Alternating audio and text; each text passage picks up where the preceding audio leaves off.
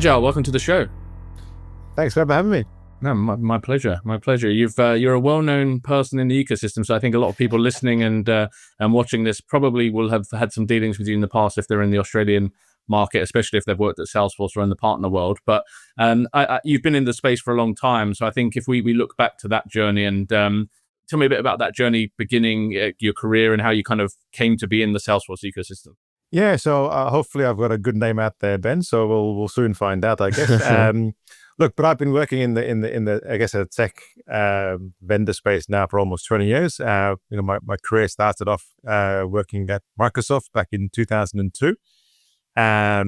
So sort of a fun fact from the Microsoft days. I was part of the first team that moved from Siebel as our CRM at Microsoft to Microsoft CRM 1.0, which ironically was nothing more than a glorified Excel spreadsheet, right? So we quickly moved back to Siebel, just to give you an idea how terrible CRM 1.0 was. But yeah, that's how my journey in CRM space started. And I was there for almost, I think, 8 years. And a certain Pip Marlowe was my very first SMB manager.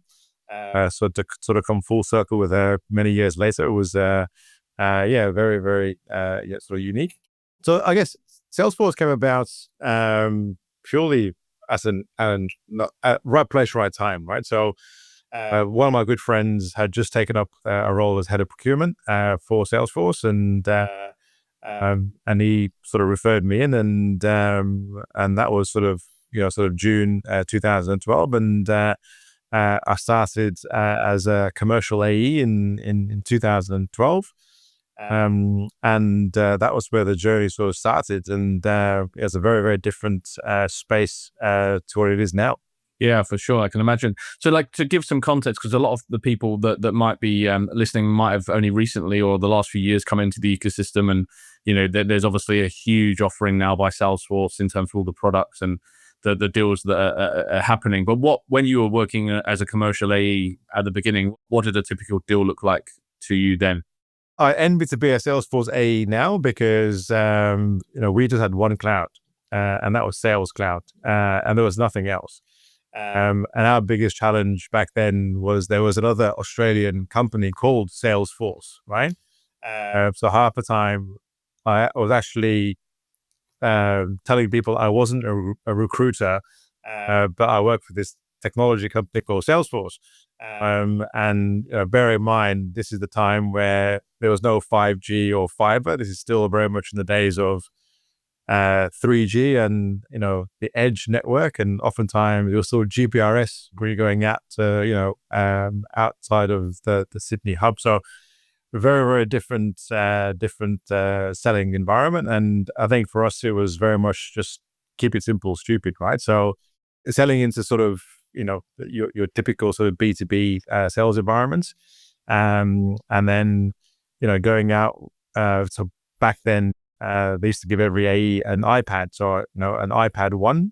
That's we should demo Salesforce on our iPads, and it was just very, very different to today, where you've got obviously the massive support that the AEs have, and but yeah, it was a different time and a bit of the wild west, to be honest with you, mate. So here's your territory, here's your iPad. Go make it rain, right? So, and yeah, it was a very, very different time, but we had lots of fun. And, even looking at the partner ecosystem back then, I think there was 10 or 12 partners that Salesforce had in Australia, New Zealand. And, we were all in the same sort of boat, right? And, and I think, just learning on the job was what I would say. It was the hardest part. And, for us, I like to think of myself as a smarter than the average individual, but I think it took me the best part of sort of 3 or 4 months to actually figure out what Salesforce did. And so once that penny dropped around, okay, now I know what we actually do. And then it was off to the races because, I come from a background of selling licenses from Microsoft. It was very easy, right? How many licenses do you want? And you sell, right? With a margin on top versus this whole concept of, multi-tenanted tenancy and cloud computing and integration. But once you figured out the benefits to the clients, then that's where so for me my career took off within Salesforce. And also I had a manager at the time that gave me that sort of space to say, look, the first 6 months I want you to learn everything you can about the technology, learn everything you can about how Salesforce works, and so I think a lot of patience, which I think paid dividends in the end. So you would have literally been selling like a few seats here and there at that stage, right? What you like? I know there would have been some bigger deals, but like now we're looking at user bases of in the thousands. You were selling to people on their credit cards and to a sales manager without all of the kind of complex IT security stuff that comes now. So my first deal was, I think, a $1,200 deal, right? And I was ecstatic, right? I've broken my cherry, it sort of runs on the board, right? So I remember my first big deal was a $60,000 ACV deal, and that was a sort of a huge deal back then, right? But again, coming back to the time, it was still very much in its infancy. So it was all about that sort of rinse and repeat, seed and grow, new logos, and understanding how you want to do a customer A, how I can take the learnings that apply to customer B and C. So the sales approach is very, very different.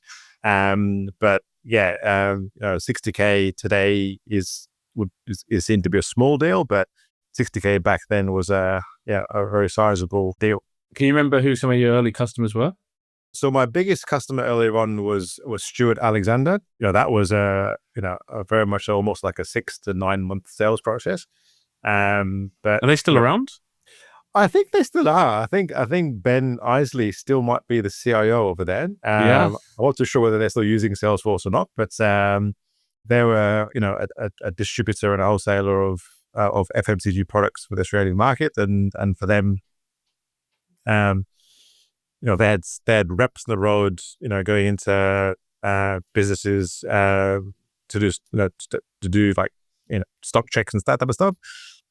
So yeah, that was the first sort of deal that we did, and it was very fascinating. When you do a sort of ride along and you go and see how their reps work, and and just again paying back to the earlier comment about sort of 3G and edge networks. There was no offline back then either, right? So the biggest hurdle we had to get over was like, so what if my rep goes into the basement? There's no signals. Like, well, let me come back to you on that one, and let's figure out a plan. So luckily, I can't remember the name of the. We had an ISV app that we work with that has the ability to do offline, and we were able to sort of tick that box for the customer. But again, it was very much limited in terms of the choices you had. Mm-hmm. And then you made the move into the alliances space after a period of time. What can you tell me about that function within Salesforce and what the focus is for the team? Yeah, so the alliance team, or the opportunity came along, I think, in 2016. And ironically, it was on the back of a big deal that I was working on, which was for Volkswagen Australia. And, by this time, there was a lot more partners in the ecosystem. But I remember working with this one particular partner, and I won't name names for obvious reasons. But that partner just had just an innate understanding of the automotive industry. And I was like, how cool is that? Because, the partner's done sort of 80% of the heavy lifting for me, because they've taken Salesforce. So much by then, we've now got Service Cloud, Sales Cloud, Marketing Cloud, and so forth. They've actually understood the business objectives for the industry and how the technology can be applied. So that got me thinking, well, why can't every partner be like this? And that's sort of what got me interested in sort of pursuing the role of alliances. When one came up, which for the commercial business, ironically for the commercial business that I was coming out of, to me, it made, I could take all of my sales learnings and apply that logic to the channel partners, because up until then, as an AE, we used to have partners coming in, and it was a stock standard, the same pitch, right? I am partner A, I've got this many people, I've got this many certifications, I've got this, and this. And after that, it became a so what conversation. So for me, like, how can I help these partners differentiate themselves becomes the most critical part, right? And as opposed to talking about that, I've got so many I've got so many certifications, so many customers, the natural extension of that became, let's work with these partners to get their industry specialization, because suddenly that becomes the number one differentiation between me and my competitor, because I'm coming at it from an industry perspective. So for me, alliances felt like a very natural evolution of my sales journey. And then through working with partners firsthand on building out those industry points of view and seeing them sort of understand what we were trying to do. And that became sort of, you got that engagement from partners. And I'm always been of the belief that it's not about the quantity, it's about the quality. And that's sort of where, the alliance for me took off, and looking at the commercial business, all the different, industries, manufacturing, distribution, wholesale, financial services and so on and so forth. But even getting down to the sub-industry perspective to say, well, if I'm a fin services partner, but what within fin services are you good at? Are you insurance? Are you retail banking? Are you superannuation? Because that also becomes a very completely different sort of talk track and use track. And that's where you start, sort of the classic role of alliances then is become the matchmaker, right? Well, I know in Salesforce, there's a gap of say, there's limited superannuation partners. Well, let me go out there and recruit these superannuation partners, but do it the way that both parties realize the value, because Salesforce gets an expert partner who understands the industry, and the partner then gets almost exclusive access to the Salesforce people that have those accounts. So it became a very natural sort of conversation. And as Salesforce then grew, just to give an example, I think when I first joined back in 2012, we were half of level 12 and all of level 11 of Darling Park. So I think we must have been less than 100 people. To then fast forward to sort of 2016, 2017, where suddenly that 100 is multiplied by 10, if not more. And then suddenly you've got all these partners that want to meet with AEs, and all these AEs that suddenly get all these partners want to talk to them, and suddenly becomes this, this tension point. So I felt my role was to sort of alleviate that tension and connect the right partner, the right AEs, and the industry point of view became that circuit breaker to connect those partners. Mm-hmm. Yeah, and I've definitely seen that over the years. Like, I think that was a natural evolution in the market in terms of, like, you started seeing partners like going after specific pieces of work and identifying as a industry specialist. I've got two questions off the back of this. Do you think that's still the same angle that Salesforce want? Like, are they, because obviously you've got industry clouds and whatnot now as well. So is that still what Salesforce are expecting from partners? But also, having been on that side of Salesforce, like, what were you looking for when you're looking at these people saying that we're specialists in superannuation, as an example? Were you assessing that based on how many projects they've delivered in superannuation, or was it actually more, do they have someone that comes from that domain, someone that truly like can sit and talk to the business? Because that's always been a gap I've seen. People, like, partners have always wanted to hire people, but haven't always looked at, can we hire from the industry that we're trying to target? No, to answer your first question, then it's about relevance, right? And the relevance takes two forms, right? So number one is a relevance according to Salesforce, i.e. I've ticked all my boxes in terms of the certifications, the number of people, so on and so forth, right?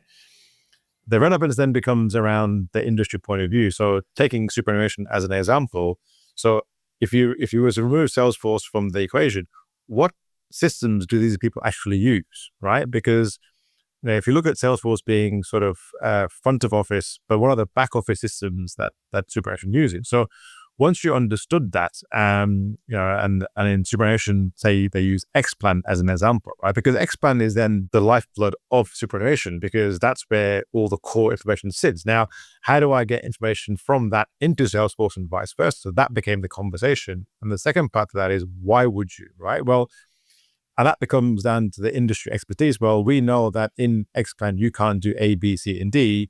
You're currently having to export data into an Excel file and so on and so forth, right? What if I could show you a way that you can do it in a more streamlined way using Salesforce? That became the conversation, right?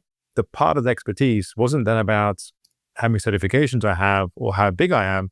It's about that partner's relevance to this particular conversation around superannuation. And that's where it becomes almost like a domino effect, right? Because once that first deal gets closed, the partner can then use that deal as a success story to go to the next deal and so on and so forth, right? So it worked for the partner because they can then exponentially grow from a services perspective. But more importantly, you are then known internally at Salesforce as being, that partner is the superannuation expert. So naturally, all deals will go from there. Now, having said that, there's also a risk mitigation strategy here as well to say, well, I can't give all my deals to one partner, right? So as an alliance person, you need to have a diversification as well. So, all right, I've got one partner. Who's my next partner I can bring into this fold that also does superannuation, but also gives choice back to the AE. So, and I was very clear and transparent to all my partners to say, look, I'm working with you 3 or you 4 or you 5. So it was always upfront and clear that, from an opportunity perspective, there's the pie is big enough for everyone to eat comfortably, if that makes sense. For us not to compete, and this competition will naturally occur. But I think once partners sort of buy into the value that if there's 100 accounts, for example, if we all can get 10 each, everyone wins. Mm-hmm. And that's sort of the philosophy that I try to implement. But were there competition? Absolutely, but that's just the nature of the business, right? Mm-hmm. And do you think so? So today, we're recording in December 2025. Salesforce is still very much aligned to that. Like, we want our partners to be industry specialists. 100%. So I mean, you got the added layer of industry specialization plus now then the certifications. So again, going back to when I started, 20 partners. I think it's well over 1,000 now in the region, and the reason for that exponential growth is because all these partners genuinely believe that there is a business growth, from Salesforce that they can capitalize on and make money out of. Right, at the end of the day, it is a commercially driven. So as Salesforce grows, by extension, the partner ecosystem grows because of the nature of the number of deals that are out there. So therefore, then the industry sort of expertise even becomes more important because number one, your competition goes up. Number two, the number of Salesforce AEs goes up. And then, so your relevancy becomes even more important to stay relevant to the conversation because, and to your point around coming into 2025, if you look back over the last sort of 2-3 years, there's been lots of headwinds, right? We've had obviously the pandemic, we've had the global economic sort of crisis, we've had all the inflation issues, we've seen political instability around the world. But at the end of the day, these are all headwinds that will turn into tailwinds at some point in time. So as a partner, I'm going to be very to capitalize when the winds sort of change. Mm-hmm. You add on now, Agentforce, right? So that expertise is even more required now because it's not about the fact that AI is here and AI are here to stay and grow, but how can I take advantage of AI to address a business challenge for that particular industry? Because if I look at sort of just technology in general, the agentic layer of an outcome is still prevalent to the underlying framework or the base that you've set up, right? And that base is still going to be your industry clouds, your integration, because the Agentforce piece is then now automating what will take a human hours to do, an AI can do in minutes. So that becomes the ROI conversation. So for me, if I look at Agentforce or agentic AI as a whole, it's never been about, for me personally, about replacing a human. It's about how can I make that human more productive. More productive, absolutely. Yeah.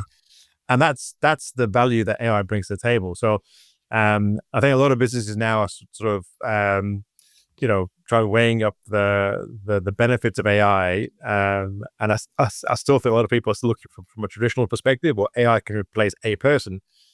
Yes, that is true. But the more important question to ask is, how can I make that person more productive using AI? And once you figure that out, I think that's where, things like Agentforce, Data Cloud, all that is just going to go like a rocket ship, right? Because you unlock the value that AI brings to the table. Yeah, 100%. So tell me a bit about Cloud Alliances Group and how it came to be, what you guys do. Yeah, so I mean, I guess it wasn't by choice. We got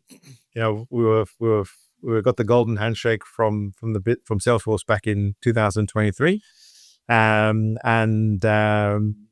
the concept of Cloud Alliances moved pretty quickly. I was very fortunate enough, of depending who you talk to, fortunate, unfortunate.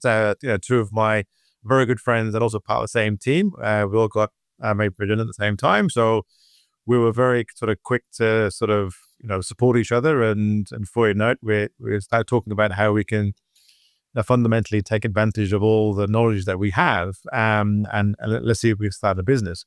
As you can imagine, we went through various different iterations of what we should be, but fundamentally, Cloud Alliance is go to market as a service, and we're here to sort of help the Salesforce ecosystem, whether you're an SI partner or an ISV, get the most value for your engagement with Salesforce.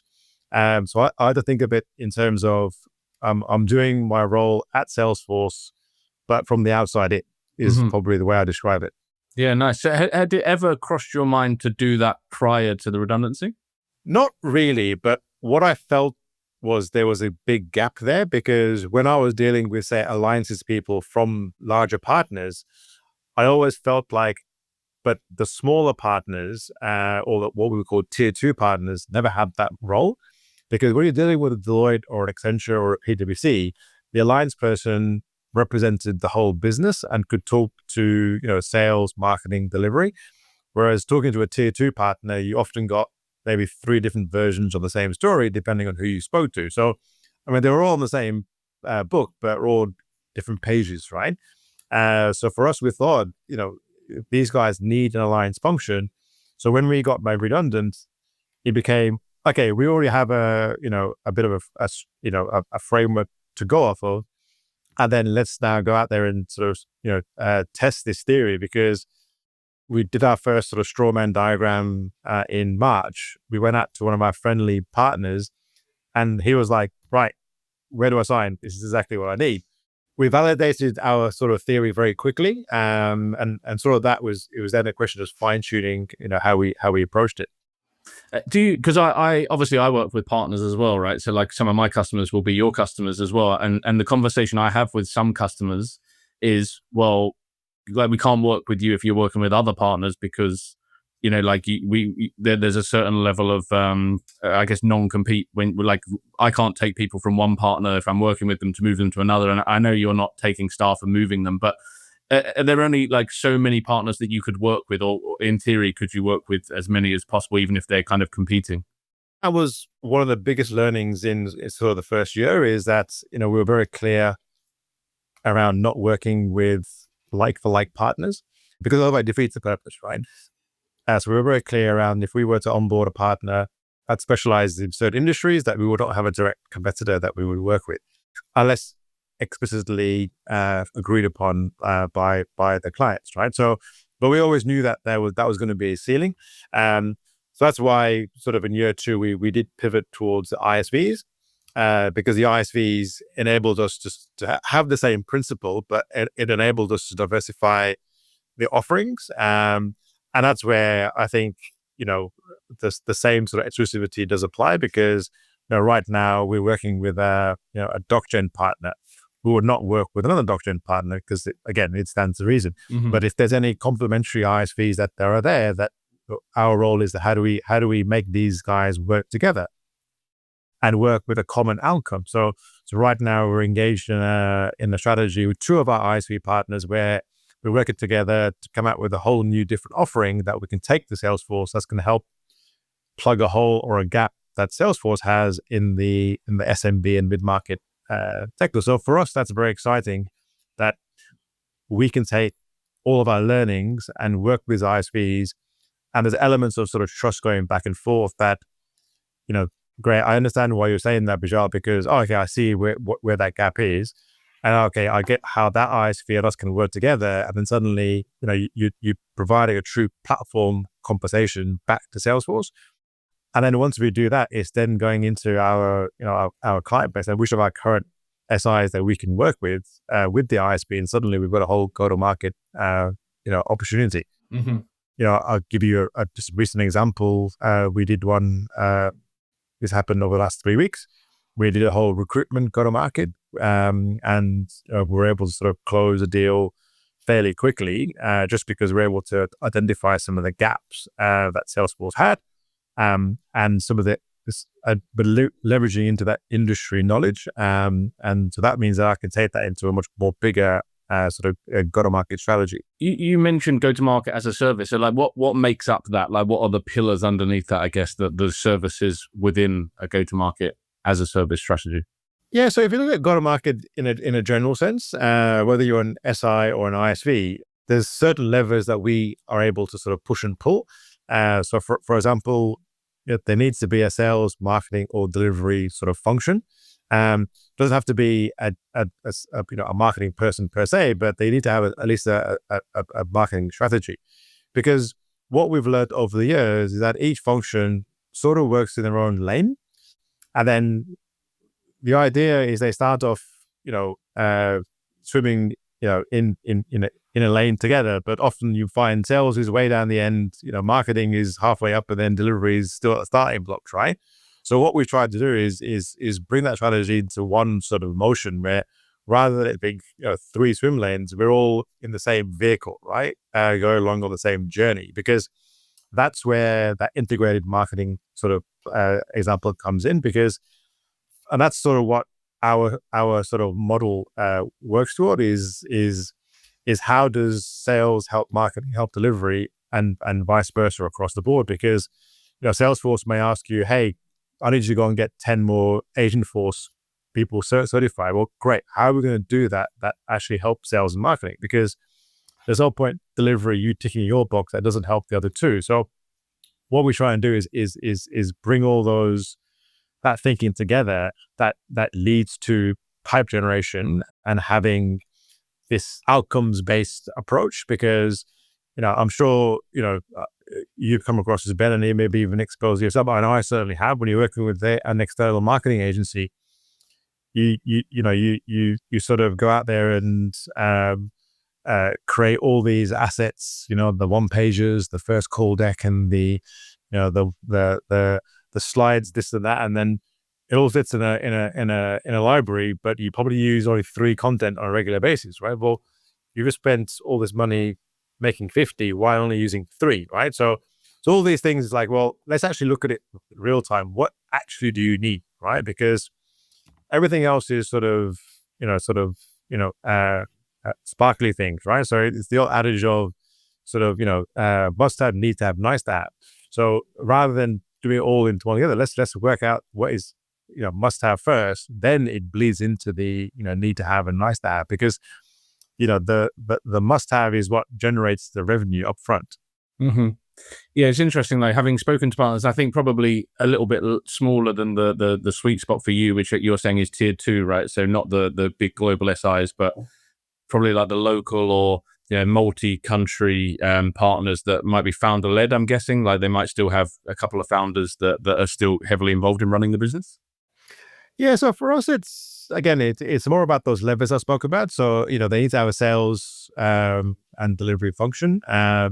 We've been approached by a whole number of smaller partners, and we're very clear. Look, we can't help you, because if you're a partner that's just landed in Australia, you're one person on the ground.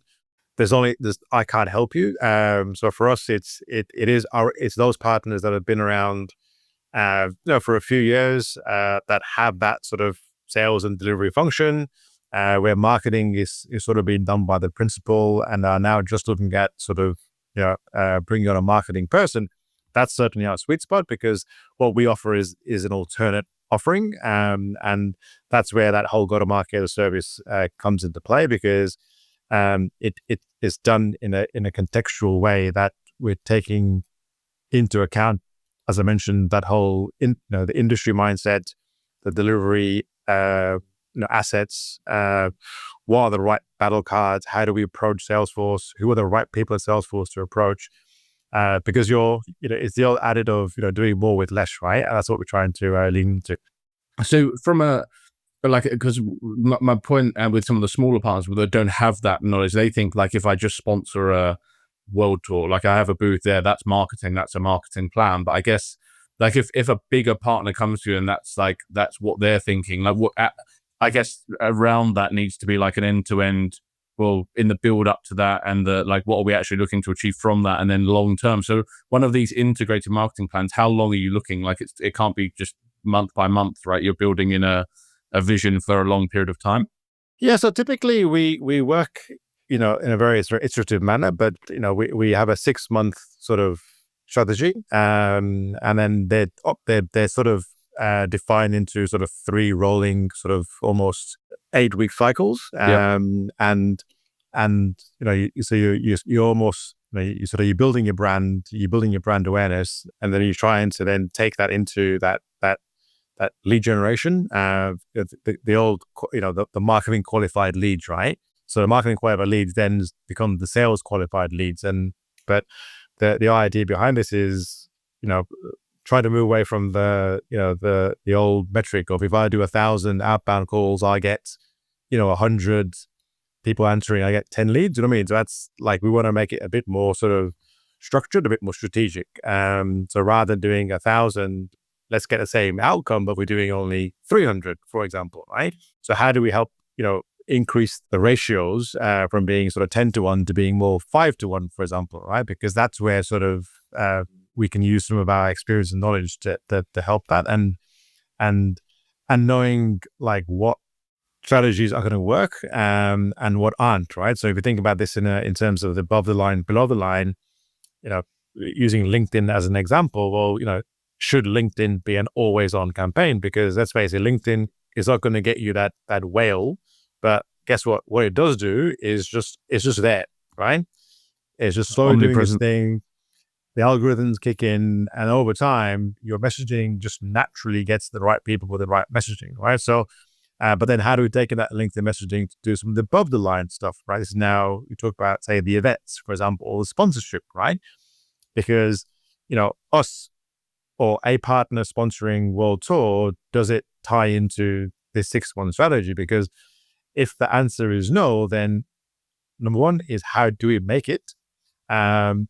If it's still no, then should we be doing that, right? Or are there better ways that we can leverage that marketing dollars to get more leads for Salesforce, right?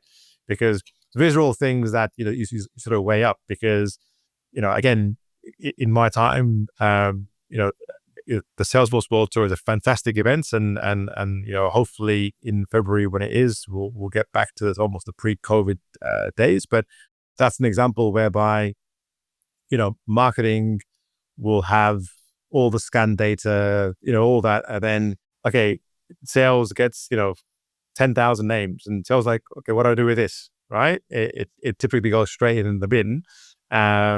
So from a marketing perspective, I've ticked my box, I've provided leads, but sales is like, well, World Tour was a waste of time because I didn't get any value out of it, right? So they're the things that we try and help sort of, put that into a system or a program to say, well, let's get that scan data, let's do something with it before it gets the sales, right? Maybe it's a nurture program, or we do something else with it, right? Because ultimately, from a salesperson's perspective, they want a sales qualified lead, right? And an AE will jump on an opportunity where, okay, hey Ben, it's Bijal from marketing from World Tour. I've done this, this, and this. And of the 1,000 people that came to our booth, here's 10 people that are good to go. You'll be like, okay, where's my phone? Let's make some phone calls, right? Yeah. So I'm oversimplifying it, but you sort of get the idea of what we try to do. And that's sort of where, again, that 6-month sort of plan comes into play. And sometimes it could be something as simple as, we're into our first cycle of 8 weeks. Okay, client, it's not actually working. What do we need to change? Because something needs. So again, we try and do those sort of sprint cycles, and sort of fail fast. And I think that's where we're getting some good response from the market is being quick to respond. And I think obviously the relevance of all of this is that what good looks like, right? Because I think a lot of the people running a partner business that haven't been in a marketing function before, or haven't had a marketing person from another partner, you could run an event, you could get 1,000 leads, and none of them convert and you could you don't know what that measurement is, right? You don't know what good is. Yeah, I'll answer this question by giving you an example. So this is going back maybe 2018 or 2019. I can't remember. It was definitely before COVID. We ran an event with one marketing automation partner at the Ivy. And it was beautiful summer's day. We had the creme de la creme from every sort of tier one brand out there. And I think it must have been close to 1,000 people, fantastic photos, LinkedIn was going crazy. And then, sort of fast forward, from what I understand, no deals came out of it, right? That same year, I'm doing another event with another partner in the Melbourne office, and it was just bucketing down with rain. It was just torrential rain. And me and the partner, I'm like, I don't think anyone's coming. We had 3 people turn up. We just we put the deck to one side, and we had a 2-hour workshop talking about industry, talking about their problems, talking. All 3 deals converted into Salesforce customers. So for me, that is a classic example of quality versus quantity. Yeah. So for us, it's all about the quality because I'm obviously giving you 2 different examples here, but but that's what we try to do. Is for me, it's smaller targeted events work much better than bigger events. It's just human nature. In the day, is that more people are more likely to speak about, talk, and engage when they're in a smaller group environment. We've all been to events where there's a room of 1,000 people, and who's going to ask a question, right? I mean, let's face it, 90% of us are very introverted. It's one of those few hands that go up. But in a small environment, guess what? You will get 20 people asking questions because they feel comfortable, right? So that's sort of where we look at that from an events perspective, is making it a bit more personable for our clients. And we've certainly run a number of sort of wine tastings, whiskey tastings. I guess one of the advantages of your business partner being in the liquor industry is that we have access to some good quality wine and liquor. So we do try and run things a bit differently as well. Yeah, nice. So what you're telling me, rain basically means that anyone that does turn up actually genuinely wants to be there. It's it was just so funny because we had about 30 people registered, and I kid you not, it was like end of days that morning in Melbourne. And I said to the partner, I said, I think it might be you and me here today, mate. And then we had 3 people turn up who braved the weather, and it just became a qualitative conversation. And I say all 3 of those converted. So I'm not saying rain plays a part, but in this instance, it definitely did. Yeah, nice. So final question, because I know we've got a hard stop coming up, but how do you see the ecosystem, the partner ecosystem changing then in terms of what's expected from them? I guess scale as well, compared to the growth of partners you've seen over the years. Do you see much changing over the coming years? Look, I think it's the more things change, the more things stay the same. And what I mean by that is that if you look at the core group of partners that Salesforce has, even today, I mentioned, there's now well over 1,000 partners, but of those 1,000 partners, there's probably only sort of 20 or 30 or 40 that that have sort of earned that trust, the credibility, the industry expertise, have built out their point of view from an AI or Agentforce perspective. Because at the end of the day, that's the trust and the credibility that Salesforce is looking for. So Salesforce would love to have 100 of those partners, right? So that's where that journey becomes for those partners is how do I build out my talk track that I am seen as a trusted advisor to Salesforce, and more importantly to my customers, because technology for the sake of technology is nothing if that technology isn't solving a business challenge or a business pain, right? So for me, it's all about let's look at the business problem first and reverse engineer that into how Salesforce can work and help. So I think that's the biggest thing I see changing is how many of these partners are building out their industry points of view, aligning that to Salesforce's technological stack, but they're really coming at it from here are the business challenges that we're solving, and more importantly, how am I integrating that into the customer's existing technology stack, right? So, if I look at what's the stats? Large enterprise accounts have got over 1,000 applications or something ridiculous like that, right? So then, Salesforce being a key component, like has all that sort of work from an architectural design perspective. I guess as we go into like sort of this AI era as well.